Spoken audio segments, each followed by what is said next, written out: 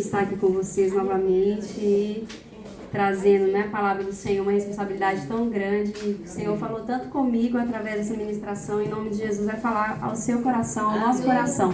Amém? Que estejamos com o coração aberto, porque a semente será plantada, que sejamos um solo fértil. Amém? Para que possamos produzir e multiplicar, como diz a palavra do Senhor, a 30, 60, 100 por um. Não é? Que o nosso coração esteja preparado para isso. E eu queria que você abrisse comigo em Isaías, capítulo 6. Nós vamos ler aqui todo o capítulo rapidamente. Isaías, capítulo 6.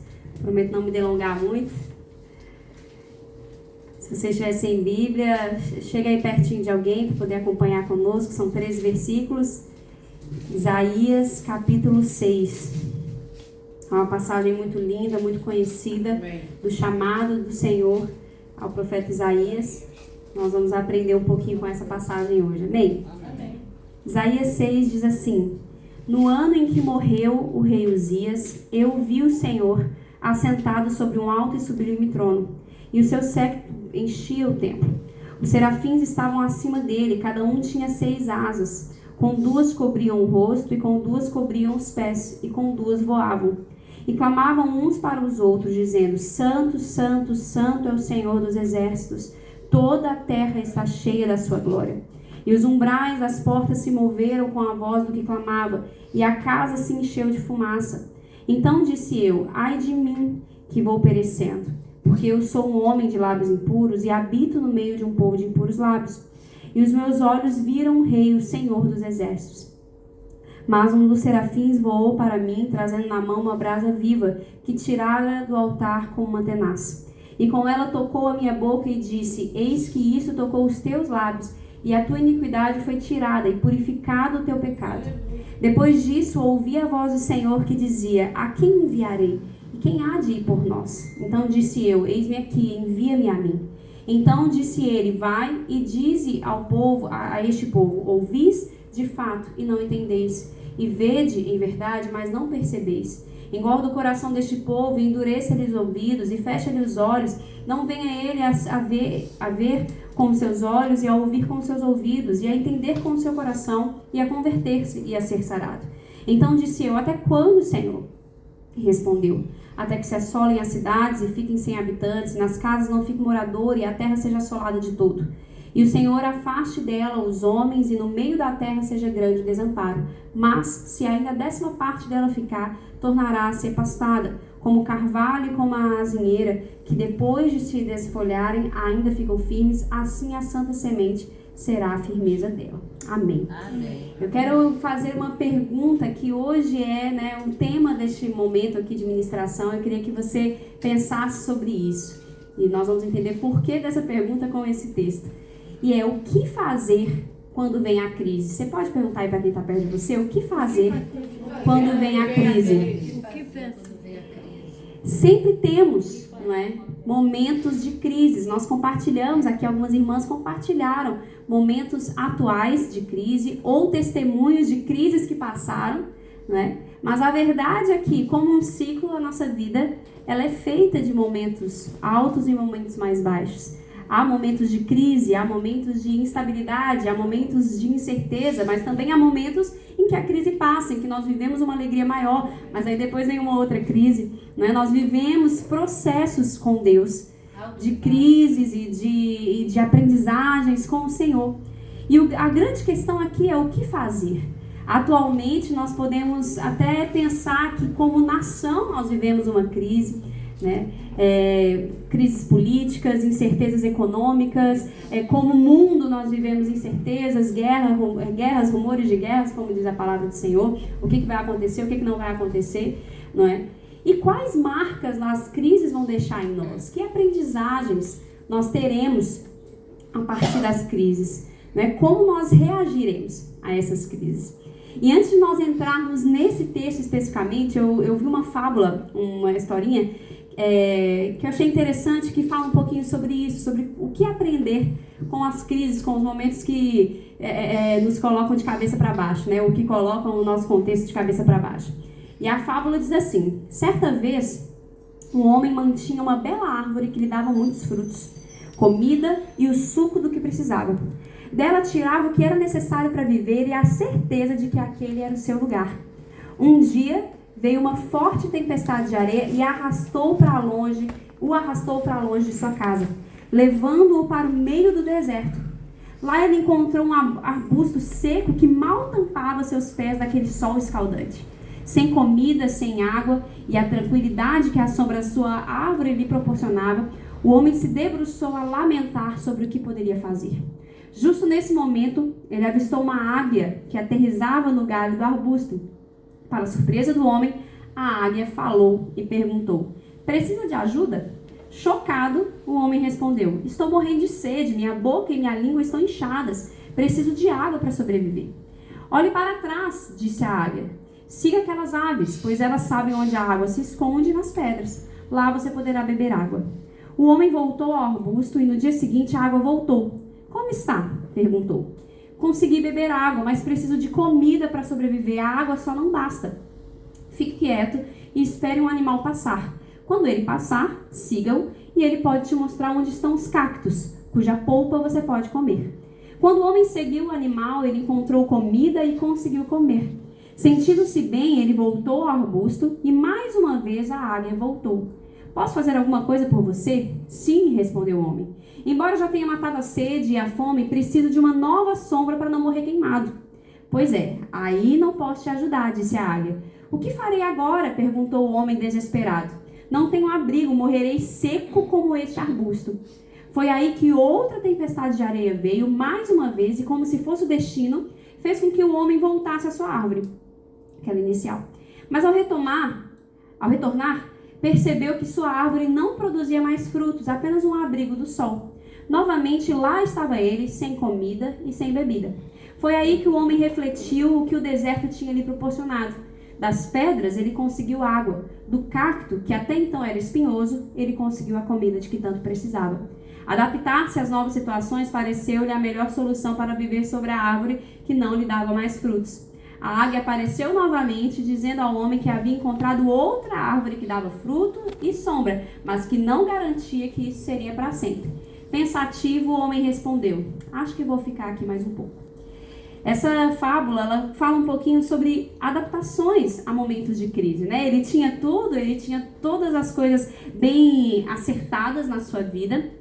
Tinha comida, tinha água, tinha sombra.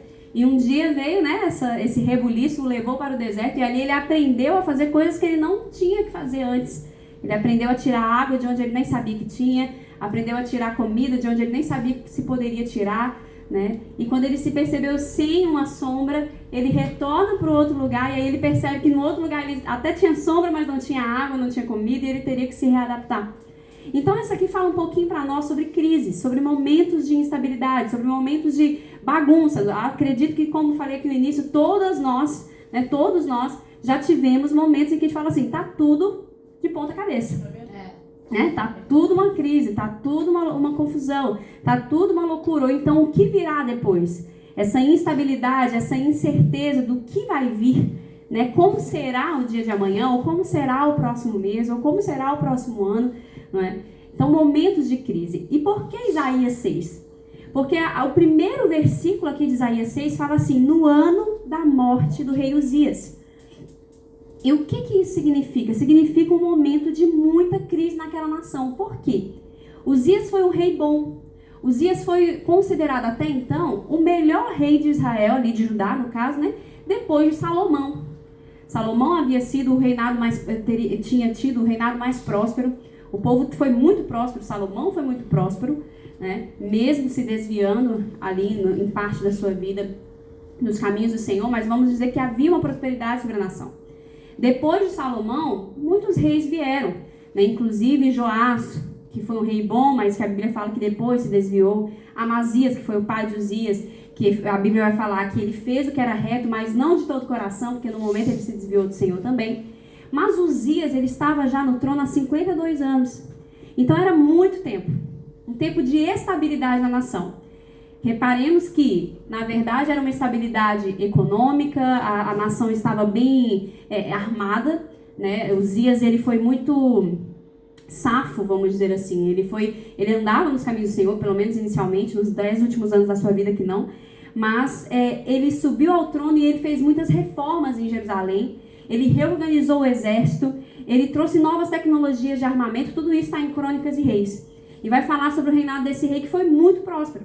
O povo, mesmo que não todo o povo, voltando-se para Deus, porque a Bíblia vai dizer que muitos ainda adoravam a ídolos, muitos ainda não se voltavam para o Senhor, mas no sentido de nação, de política, vamos dizer assim, a nação estava vivendo um tempo muito próspero, um tempo de segurança. Se vier alguém de fora, a gente dá conta, porque tinha tecnologia de armamento, tinha guerreiros bem preparados. E a Bíblia ainda diz que ele fez o que era reto aos olhos do Senhor. Né? Vai dizer em 2 Crônicas 26, ele fez o que era reto aos olhos do Senhor, conforme tudo que fizera Amazia seu pai, porque deu-se a buscar a Deus nos dias de Zacarias, que era entendido nas visões de Deus. E nos dias em que buscou o Senhor, Deus o fez prosperar. Então nós precisamos entender que naquela época, não só naquela época, hoje em dia também, não é? O governante do nosso povo diz muito sobre o que vai acontecer com o nosso povo. Mas quando a gente fala de rei, nessa época do povo de Judá, do povo de Israel, o rei, aquilo que o rei fazia, tinha total consequência sobre o povo, sobre como o povo iria se portar diante de Deus, sobre o que iria acontecer. Quantos reis fizeram besteiras, quantos reis se afastaram do Senhor e por causa disso a nação foi castigada. Então, ter um rei que andava retamente aos olhos do Senhor e um rei que era inteligente, falando no sentido político, no sentido de armamento, era algo muito bom para a nação. Era uma certeza muito boa para a nação. Então, Uzias dava estabilidade. Uzias, ele construiu fortalezas, localizações estratégicas, que até hoje a arqueologia estuda. Ele investiu muito na criação de gados, na agricultura, então o povo tinha muito o que comer. O povo tinha muito. Né? A Bíblia vai falar em 2 Crônicas 26 que as campanhas do rei Uzias e aquilo que se falava dele, né, chegou até o Egito. Então outras nações reconheciam o que esse grande rei, depois de Salomão, né, depois de todo o reinado de Salomão, esse foi o maior reinado que aconteceu aqui, todos reconheciam o quanto que Uzias era um bom rei. E a Bíblia diz que Uzias, então, iniciou o seu reinado temendo ao Senhor, isso aqui é um parênteses, mas nos seus últimos 10 anos, ele se sentiu assim tão próspero, tão chegado aí de Deus, que ele foi fazer algo que ele não podia fazer. Ele foi acender incenso no templo, sendo que só sacerdotes ungidos pelo Senhor da tribo de Levi poderiam fazer. E a Bíblia vai dizer que ali ele foi castigado pelo Senhor com lepra. Ele teve que viver os últimos 10 anos da vida dele longe de todo mundo, né, excluído de todo mundo, e seu filho já começou ali uma regência sobre a nação. Mas tirando esses últimos 10 anos, vamos pegar 52, você tira 10, 42 anos de muita estabilidade. E mesmo com ele, com lepra e tudo mais, ainda havia estabilidade porque ele estava vivo. Então, o que acontece? Quando Uzias, ele morre, né, nós estamos falando aqui de uma insegurança. Quem virá agora? O que vai acontecer agora? A nação ficou assim, insegura. Nós tínhamos um rei muito bom, nós tínhamos um rei que cuidou da agricultura, que cuidou do que comíamos, que cuidou do armamento, que cuidou das nossas fronteiras, que prosperou o nosso reinado, o nosso reino, né, a nossa nação. E agora? Porque a verdade é que Israel e Judá já tinham experimentado de reis muito ruins, como eu falei. Tanto que depois dele veio Jotão, que foi um rei bom, mas depois veio Acás, que foi um rei muito ruim. Um rei idólatra, um rei que não temeu o Senhor. Então percebe que era uma crise nacional. Né? Algumas pessoas, alguns estudiosos vão dizer que para além da crise nacional, era uma crise pessoal também de Isaías, porque dizem alguns, não é comprovado, mas alguns dizem que Uzias era amigo pessoal de Isaías.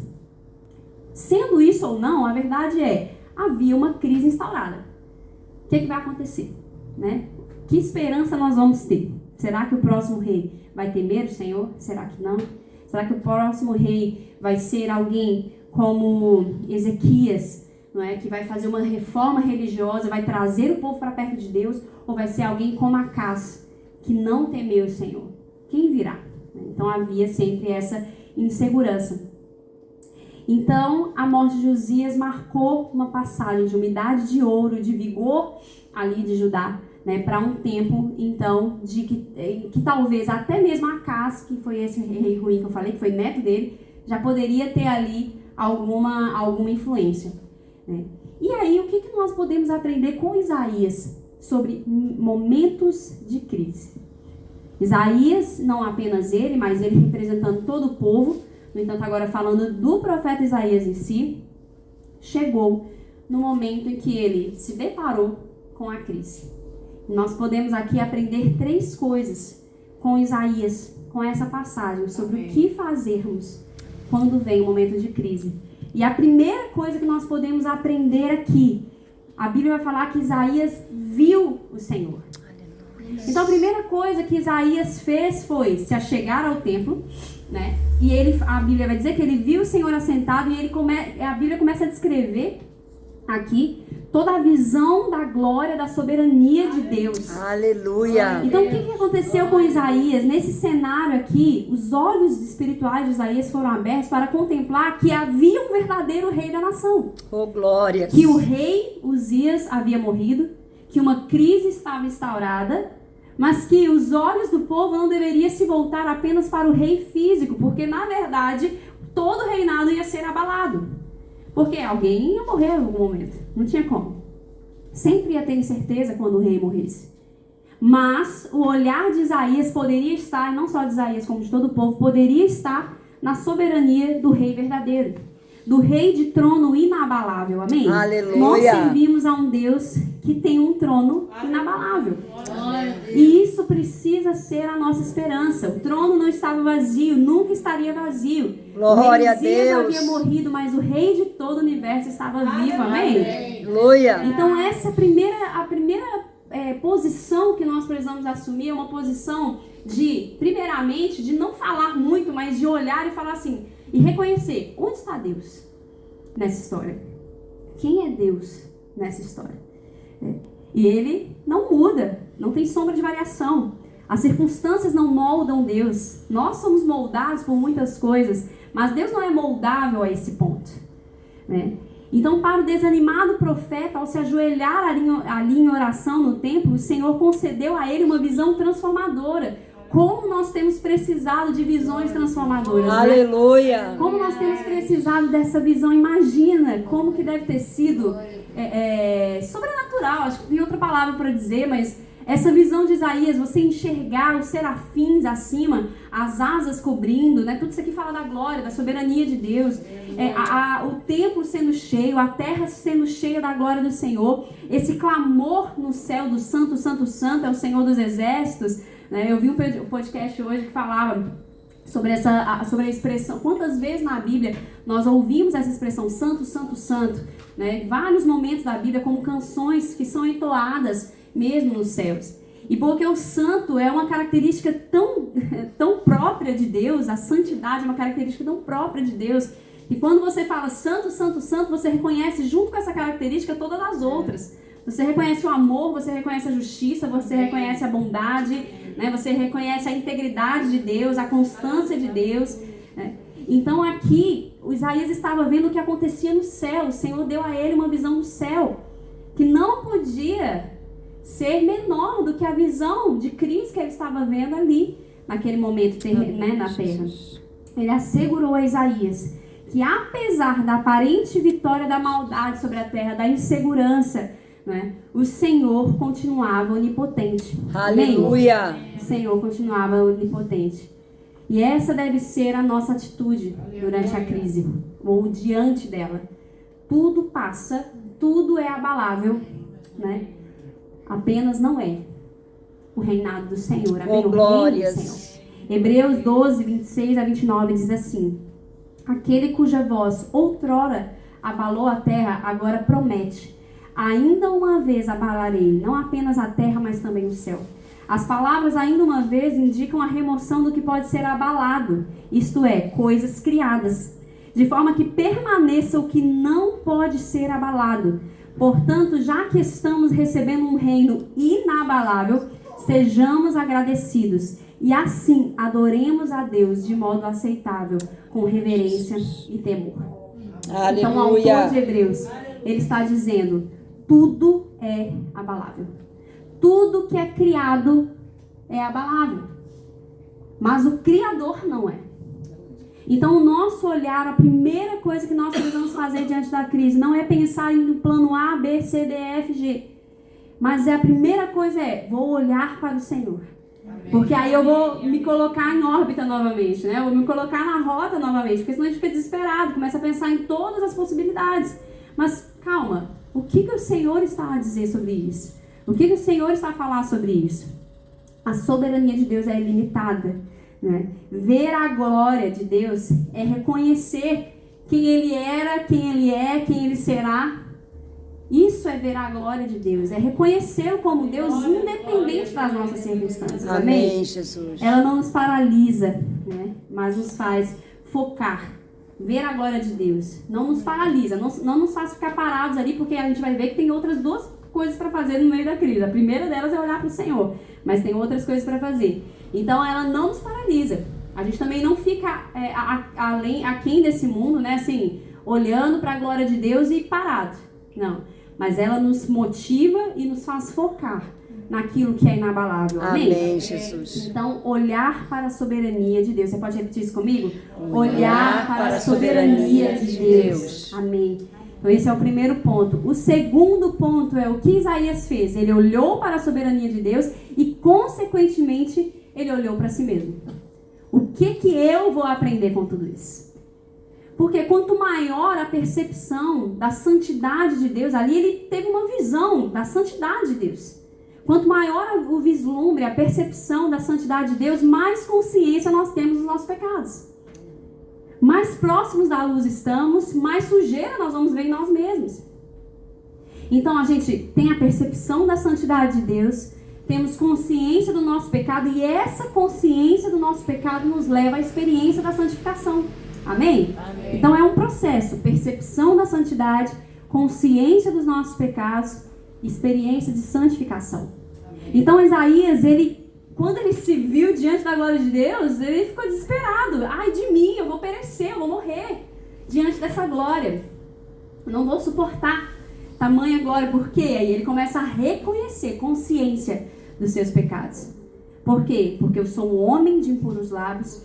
O meu povo é um povo de lábios impuros. A gente não vai suportar ver a glória de Deus. E o mais lindo é nós percebermos que Deus, Ele não apenas é aquele que nos manda, seja santo. E Ele fala isso, seja santo porque eu sou santo. Mas Ele também é um agente santificador. Amém? Amém. Ele nos manda sermos santos, mas Ele também nos dá todo o aparato necessário para os sermos. Tanto que aqui, quem santifica Isaías, né, a palavra vai dizer aqui que foi o anjo, né, um dos serafins voou, amando de Deus, obviamente, para santificar Isaías, tocando exatamente aonde ele reconheceu que havia pecado, tocando nos seus lábios. Então Isaías, ele percebeu essa sujeira, ele percebeu que para além da prosperidade que o povo estava vivendo há 52 anos com Uzias, o povo na verdade era um povo de impuros lábios, que precisava da transformação real, independente do rei que viesse depois. Independente do que acontecesse depois da crise, Isaías falou assim, eu percebo, eu interpreto assim, eu vou aprender o que eu preciso aprender nesse momento de crise, o que vier depois a gente vê. Agora eu preciso aprender o que o Senhor quer que eu aprenda. Ele nada mais podia fazer além de confessar a sua incapacidade. E a graça redentora de Deus apressou-se a atender a sua necessidade, aplicando então nos seus lábios a santificação. Amém? O que eu e você precisamos reconhecer?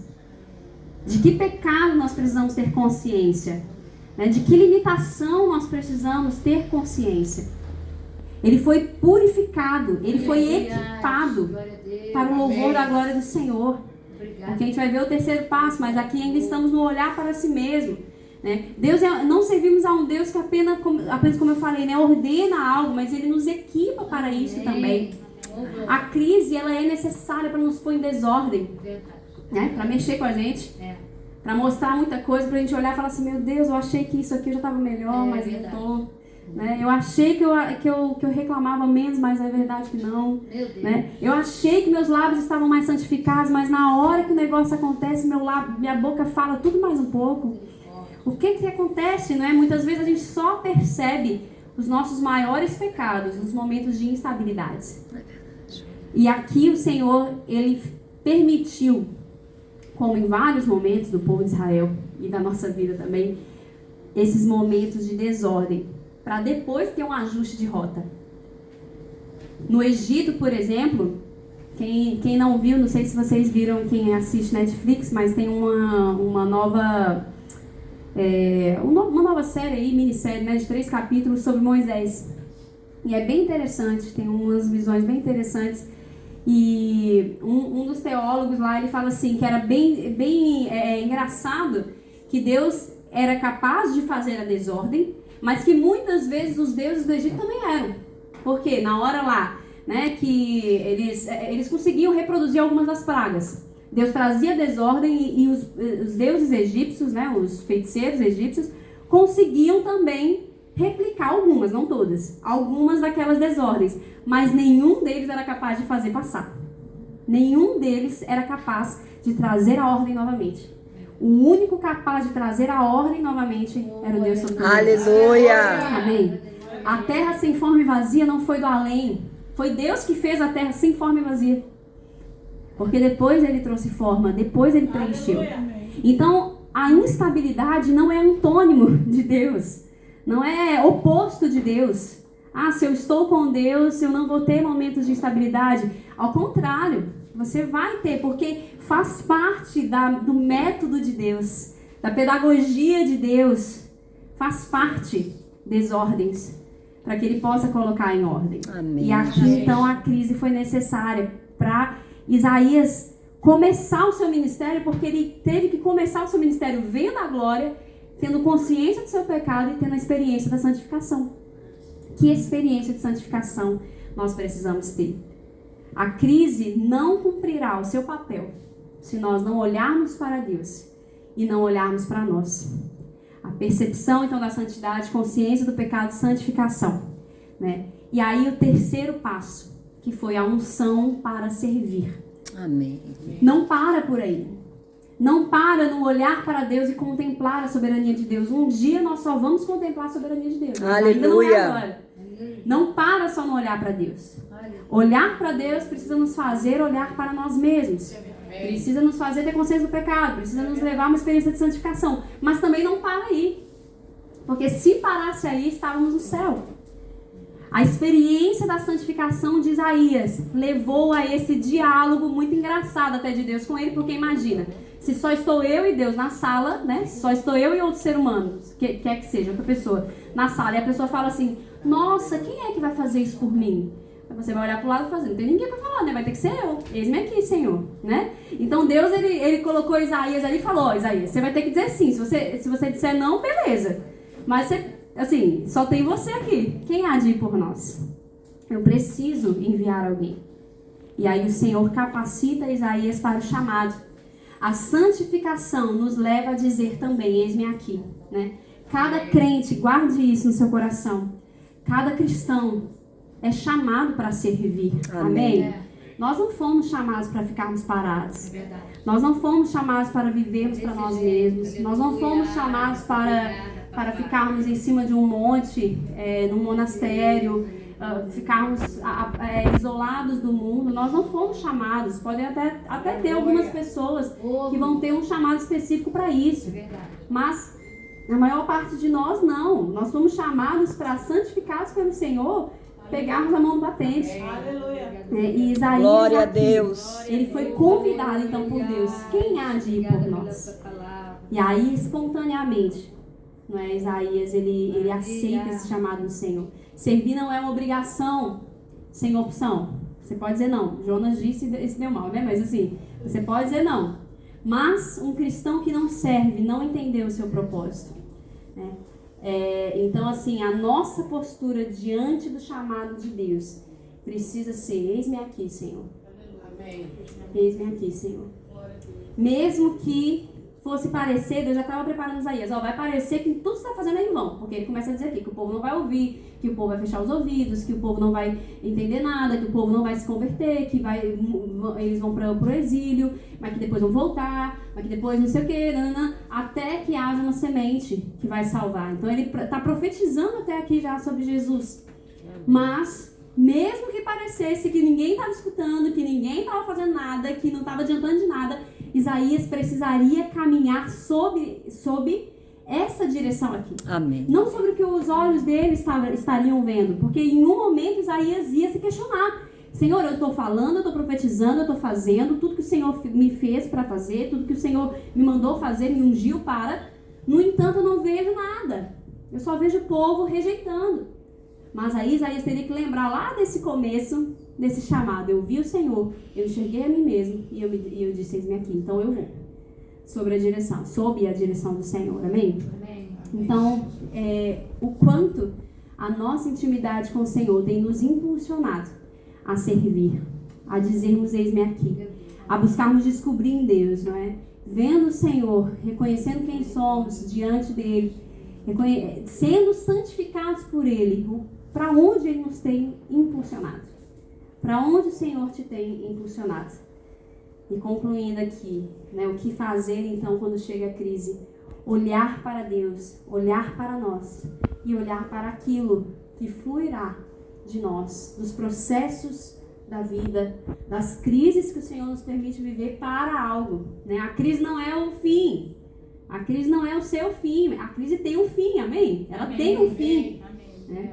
E o Deus é um Deus de processos. Aleluia. Então, muitas vezes nós vamos precisar dizer mesmo, Senhor, eu me rendo ao processo, tá bom, né? Cansei. Tem hora que a gente fala assim, deixa eu aprender logo para esse trem acabar, né? Para esse negócio acabar logo. É igual mineiro agora, para esse trem acabar.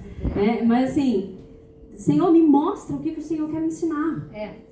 Aonde o Senhor quer santificar, qual é o ponto que ainda precisa, né? O que o Senhor quer me apontar. Eu quero dizer eles aqui, mas eu vou dizer eles aqui para o quê? Aonde o Senhor quer que eu vá? Né? Então, esse momento e esses momentos de crise, talvez hoje você não está vivendo um, mas você já viveu e provavelmente você vai viver. Então, como agiremos quando a crise chegar? Né? Que a resposta ao Senhor seja reconhecimento de quem Ele é, santificação e esse serviço. Amém? Em nome de Jesus. Eu queria que você fechasse os seus olhos e você falasse com o Senhor nesse momento. Você pedisse ao Espírito Santo que Ele te mostrasse agora, né, nesse momento, qual é a direção dele para você. Que você possa ver a glória do Senhor, que nós possamos ver a glória do Senhor como Isaías viu, ao ponto dessa glória nos transformar, ao ponto dessa glória nos impactar de tal forma que nós consigamos olhar para nós mesmos, termos consciência dos nossos pecados e sermos tocados pelo Senhor, sermos restaurados pelo Senhor, sermos impulsionados pelo Senhor. Espírito Santo, se move aqui, Senhor, no nosso meio. O Senhor já está se movendo. Não precisamos pedir para o Senhor se mover, na verdade, porque o Senhor já está aqui. Mas nós queremos te pedir, meu Deus, no mais interior de cada coração. Espírito Santo de Deus, vai trazendo convencimento, Senhor, vai nos dando esta visão da Tua glória, esta visão da Tua soberania. Queremos, como Isaías, ver o Senhor assentado no Teu alto e sublime trono. Queremos enxergar, Senhor, a adoração do céu. Queremos enxergar a nós mesmos, Senhor, diante dessa santidade e sermos santificados pelo Teu Espírito, porque o Senhor é aquele que nos dá todo o equipamento necessário para sermos santificados. Eis-nos aqui, Senhor. Nos mostra, nos aponta a direção. Eis-nos aqui, Senhor, nos momentos de crise. Nós queremos dizer, Senhor, que nós nos rendemos aos processos do Senhor. Não vamos ficar, Senhor, procurando apenas causas. Não vamos, Senhor, ficar apenas reclamando dos processos, mas nós queremos aprender com eles. Nos momentos de crise, Senhor, nos ensina, Senhor, que tudo é abalável,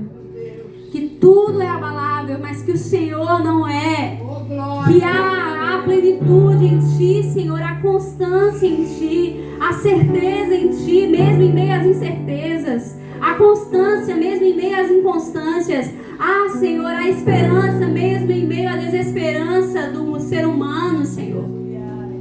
A esperança em Ti, Senhor, e nós não queremos viver tudo isso para ficarmos com água parada em nós, não, nós queremos viver tudo isso para sermos impulsionados, Senhor, para o Teu propósito, para o Teu propósito, Senhor, para o Teu propósito, para o Teu propósito, Senhor, para Te adorar, ó Rei dos Reis, foi que eu nasci, ó Rei Jesus. Meu prazer é Te louvar, meu prazer é estar nos atos do Senhor. Meu prazer é viver na casa de Deus, onde flui o amor, pra Te adorar, ó Rei dos Reis. Foi que eu nasci, ó Rei Jesus. Meu prazer é Te louvar, meu prazer é estar nos atos do Senhor. Meu prazer é viver na casa de Deus, onde flui o amor.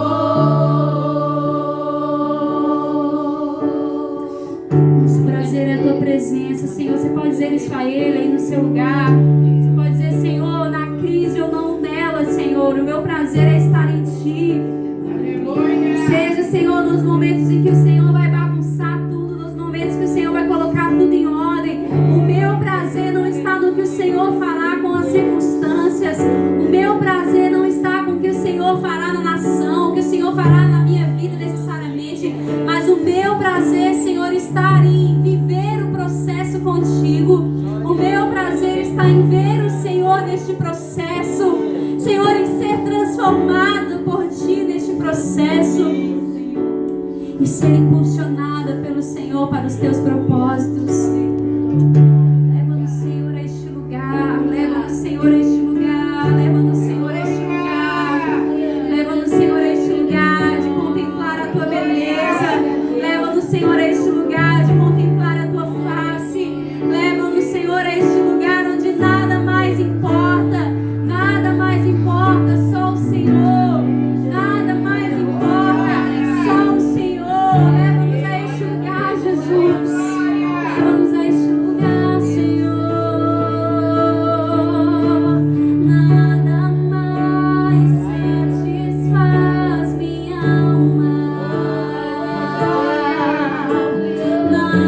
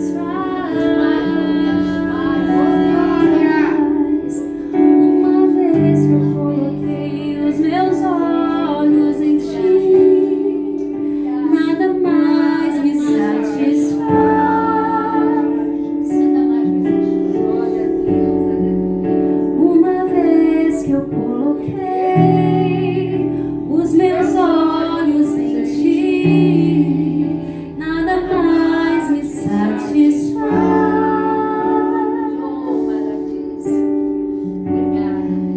Nós nos satisfazemos em Ti, Senhor. Nós nos satisfazemos em Ti, nós cremos em Ti. Tu és a nossa segurança, Senhor. Tu és inabalável. Que a nossa segurança nunca esteja, Senhor, naquilo que é abalável. Que a nossa segurança nunca esteja nas coisas criadas. Mas que a nossa esperança e segurança esteja no Senhor. De onde virá o socorro? De onde virá a direção? Daquele que virá toda a direção necessária, Senhor. Aí estará o nosso olhar. Aí estará a nossa visão. Aí estará a nossa visão. Te adoramos, Senhor.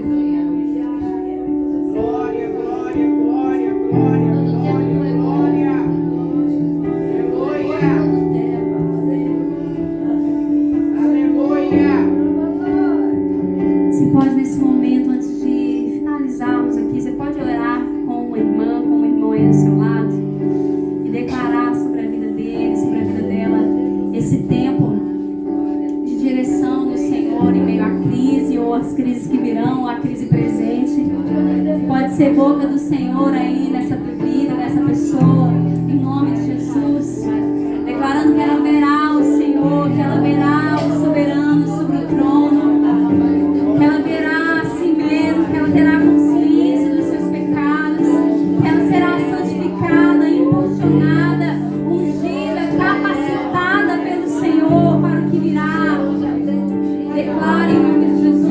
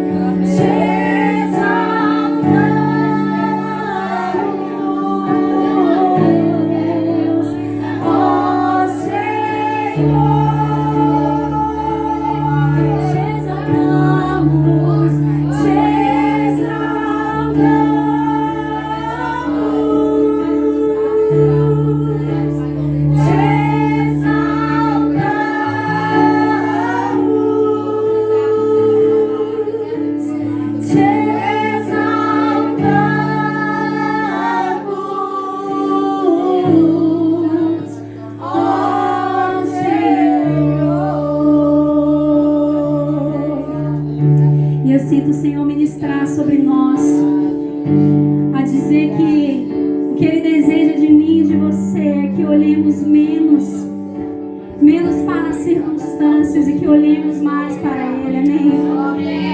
Que o exaltemos mais, que entremos mais em Sua presença, que o contemplemos mais, porque enquanto contemplamos Ele age, enquanto contemplamos Ele transforma,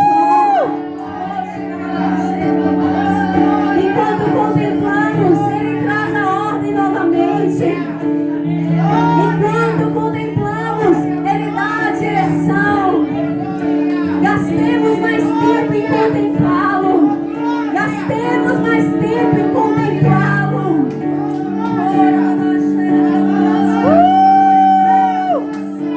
Te exaltamos, Senhor. Que a nossa adoração não dependerá das circunstâncias. A nossa adoração não dependerá da saúde que temos. A nossa adoração não dependerá da estabilidade financeira. A nossa adoração não dependerá da estabilidade emocional. A nossa adoração, Senhor, será inabalável também. A nossa adoração será constante. Te contemplamos. Te louvamos, Senhor. Te louvamos. Te exaltamos.